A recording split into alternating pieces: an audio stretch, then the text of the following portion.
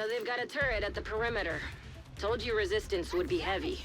I don't think that Ubisoft could have had this expansion come out at a better time.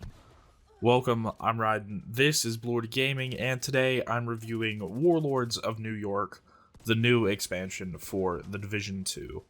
Now, because I'm just talking about an expansion here and not a full game, this video is going to be very different from my other reviews, so let's get right into the things that are kind of important here, starting with all the things that they add in New York. The first thing I'll talk about is the map of New York that we get to play. There's actually a really interesting story here that I don't think many people have caught on to. If you haven't played the first game, it also takes place in New York, but takes place in Midtown Manhattan, farther up the island than where we get to play here. But even more interesting is back in the original 2013 Division 1 reveal, we actually got to see Lower Manhattan in the gameplay footage that was shown then. Because originally in development, the Division 1 was going to take place over Lower Manhattan and Brooklyn, but somewhere along development that changed to the Midtown Manhattan map that we eventually got. So basically the point that I'm trying to get to is that we are currently playing in this expansion the map that we were supposed to have originally gotten in the first division, or at least half of the original map. Now, besides that interesting little tidbit, there's not really much else to talk about with the map. It basically looks like the map from the original division, but without all the snow everywhere. Now let's move on to talking about something that actually matters here, being the story. Don't worry, I'm not going to spoil anything, but if you haven't seen maybe the trailer for the expansion, then you might want to skip past this. But I'm not spoiling anything that you can't find out before playing it. I'm actually really conflicted about the story in this DLC. There's no reason why this couldn't have been a Division 1 DLC besides it's coming out now and not then. But the story doesn't really connect to the rest of the division. The main bad guy being Aaron Keener, well, we could have had some closure there. The rest of the Division 2 didn't really have much to do with him. And here, in his own DLC, meant to be specifically about him, barely has anything to do with Aaron Keener. A good 95% of it is, oh no, he's taken over New York and put in these kind of sub-bosses, and then we have to find out where he is. And then the final 5% of it is, oh, hey, here's Aaron Keener. Let's go deal with him. Altogether, with 100% New York completion, this DLC took me and my friends just duoing it on normal difficulty 11 hours. Of that, each boss took about an hour and a half to 2 hours to finish their 4 missions and to kill the boss.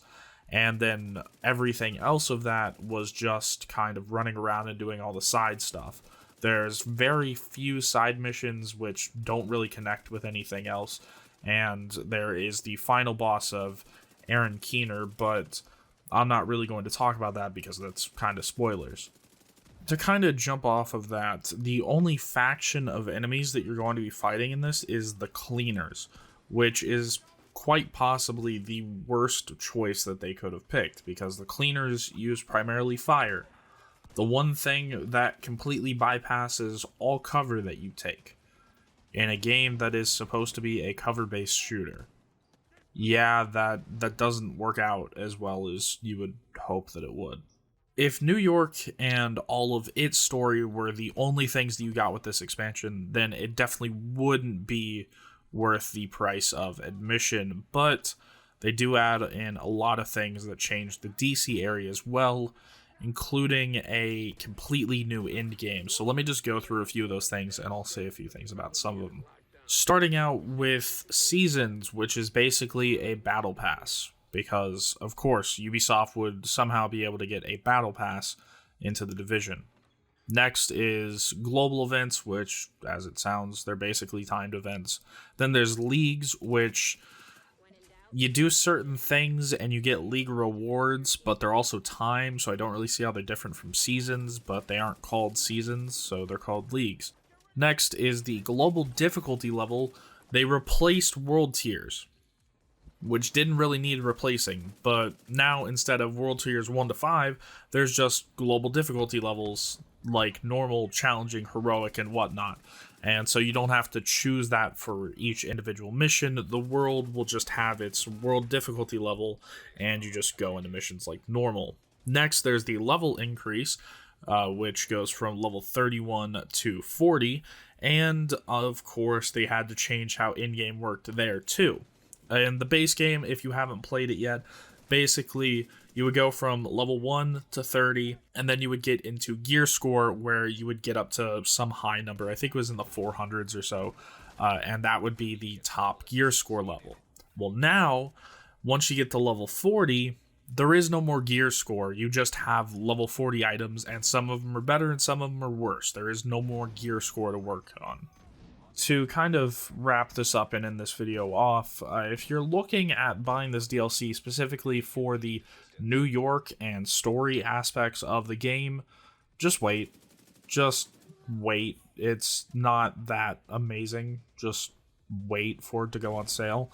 If you're looking at it for more of a completely new and revamped in-game system, then this DLC is definitely worth picking up. But if you're looking at it mostly for the New York, like I said, just wait. The New York section of this game is only like 30-40% of this expansion. The rest of it is mostly just changes to the end game, which I don't exactly know if those should be hidden behind the expansion.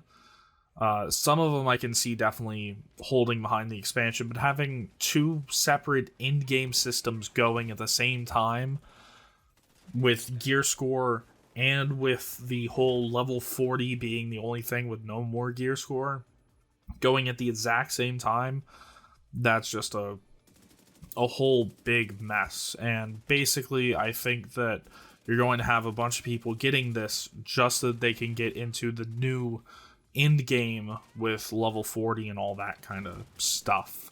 So yeah, that's basically been it. This video was quite a bit shorter than I expected, but hey, nice, short, sweet, to the point.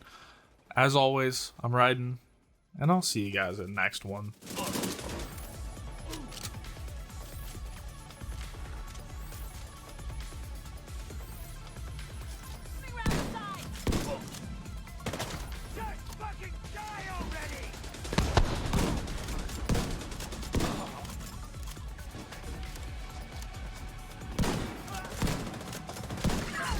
Were running a pretty ambitious operation here. I'm surprised they were able to pull it off. They're a crafty bunch, and they seem to have started to think more about the future. If you got the weapons and the money, that's power. We shouldn't underestimate them. This takedown is sure to set them back a bit. Well done, Agent.